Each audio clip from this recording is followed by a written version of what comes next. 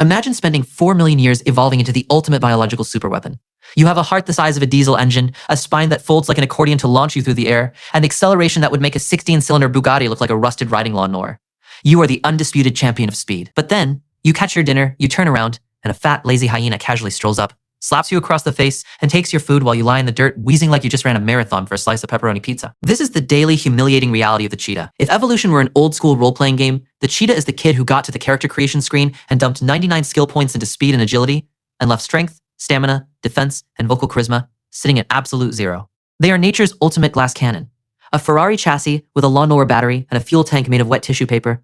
But how did an animal this broken survive at all? Trust me, the answer is way weirder than just running fast. Let us start with the specs, because I am not trying to take away from their one superpower. When a cheetah decides to move, it does not just run, it explodes. They go from 0 to 60 miles per hour in under 3 seconds. To pull that off without stripping their own joints into sawdust, evolution had to rebuild them from the ground up. If you look at a lion or a tiger, they have big, heavy, retractable claws that tuck away inside their paws so they stay razor sharp for slicing through meat. Not the cheetah. The cheetah traded those in for claws that are permanently stuck out.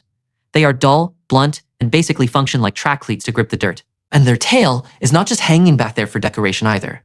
It is a thick, muscular whip that acts just like the rudder on a boat. When a cheetah is doing 65 miles an hour and the gazelle makes a desperate 90-degree right turn, the cheetah swings that heavy tail the opposite way to counterbalance their body weight so they do not flip over and launch themselves into low Earth orbit. It is pure mathematical perfection. But here's where the developers forgot to install a cooling system. Because that sprint requires so much oxygen and generates so much metabolic heat, the cheetah's engine literally starts to cook itself from the inside out. They have about 20 to 30 seconds of sprint time before their biological battery dies. If they do not catch that antelope in half a minute, they have to hit the brakes, or their organs will literally begin to shut down from hyperthermia and lactic acid poisoning. They're the iPhone 6 of the animal kingdom. If you use the high-performance app for 30 seconds, the phone gets burning hot and drops to 1% battery. And let us assume they actually win the race. They trip the gazelle, they clamp down on its throat, and they get the kill.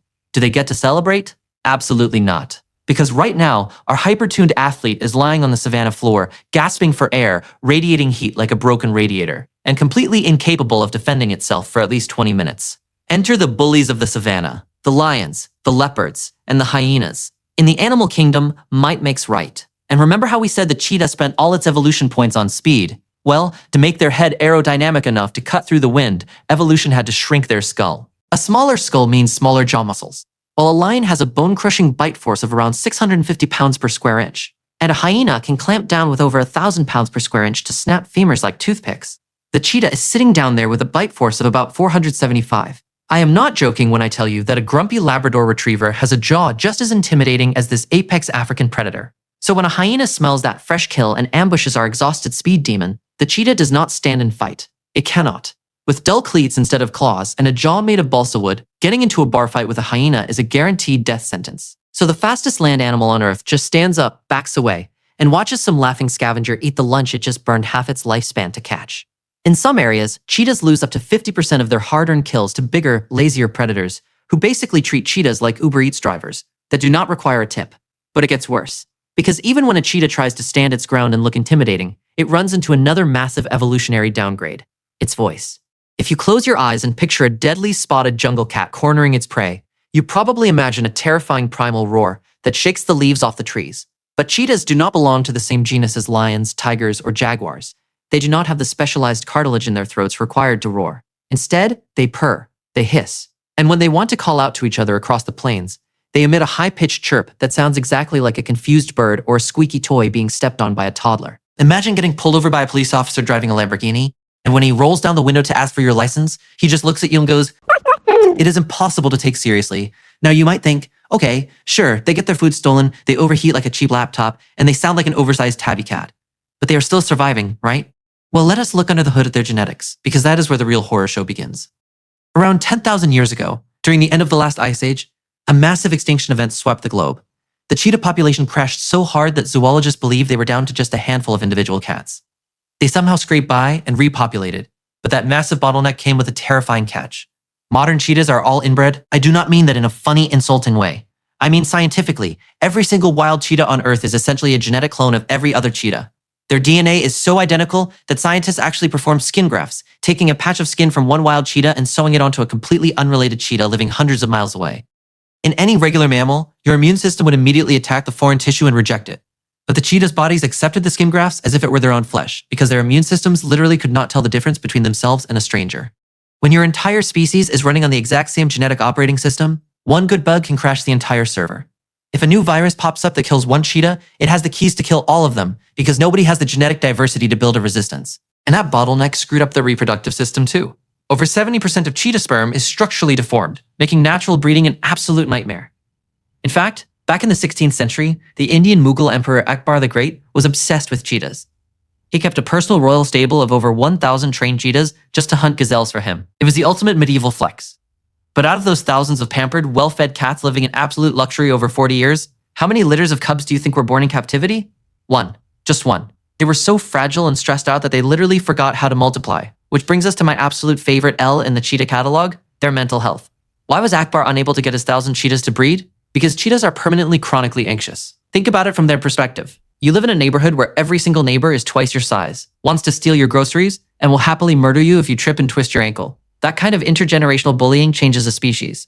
When modern American zoos started trying to breed endangered cheetahs to save them from extinction, they ran into the exact same problem Akbar did.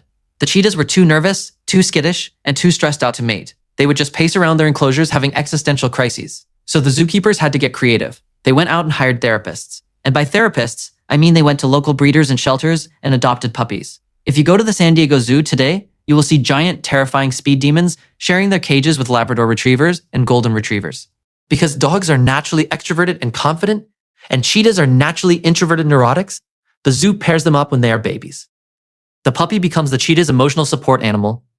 When the cheetah sees the Labrador running around, wagging its tail, and acting completely unbothered by the zookeepers or the crowds, the cheetah's brain goes, okay, if the yellow dog is not panicking, maybe I do not need to have a panic attack right now either.